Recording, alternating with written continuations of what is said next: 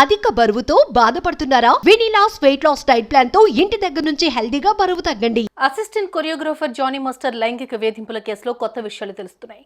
తాజాగా Johnny master భార్య ఈ విషయంపై స్పందించారు. ఉప్పరపల్లి కోర్టుకు వచ్చిన ఆమె అక్కడి నుంచి ఇంటికి వెళ్తున్న సమయంలో మీడియా వేసిన ప్రశ్నలకు బదులిచ్చారు.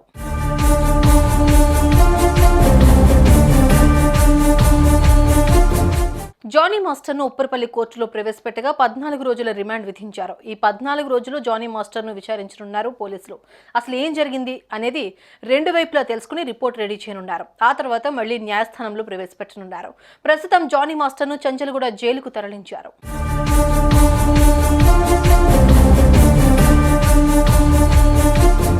జానీ మాస్టర్ కు రిమాండ్ విధించడంతో ఆయన భార్య సుమలత అలియాస్ ఆయుష స్పందించారు. ఇదంతా ఫేక్ అని కావాలనే టార్గెట్ చేస్తున్నారన్నారు. ఎదగడం ఇష్టం లేక పెద్దవాళ్లే సదరు అమ్మాయితో ఇలాంటి పని చేయించారని చెప్పారు.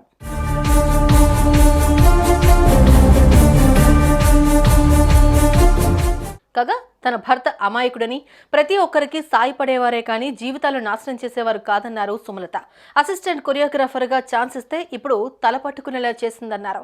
విచారణ పూర్తయిన తర్వాత తన భర్తకు ఎలాంటి పాపం తెలియదనేది ప్రూవ్ అవుతుందని అన్నారు. అటు సినిమా ఇండస్ట్రీలోని పలువురు కూడా జానీ మాస్టర్ కు సపోర్ట్ చేస్తున్నారు.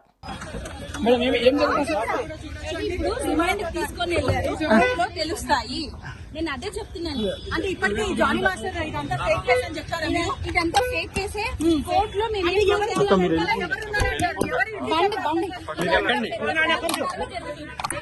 ఇప్పటి వరకు ఒకవైపు వర్షన్ మాత్రమే తెలిసింది. ఇప్పుడు మాస్టర్ వర్షన్ కూడా తెలియనుంది. ఇందులో ఎవరి ప్రమేయం ఎంత ఉంది, వీరిద్దరి పరిచయం ఎలా ఇక్కడి వరకు దారితీసింది, ఈ విషయాలన్నీ ఇరువైపులా వారిని అడిగితేనే తెలుస్తాయి. చూడాలి మరి పోలీసులకు జానీ మాస్టర్ ఎలాంటి వివరణ ఇస్తారో.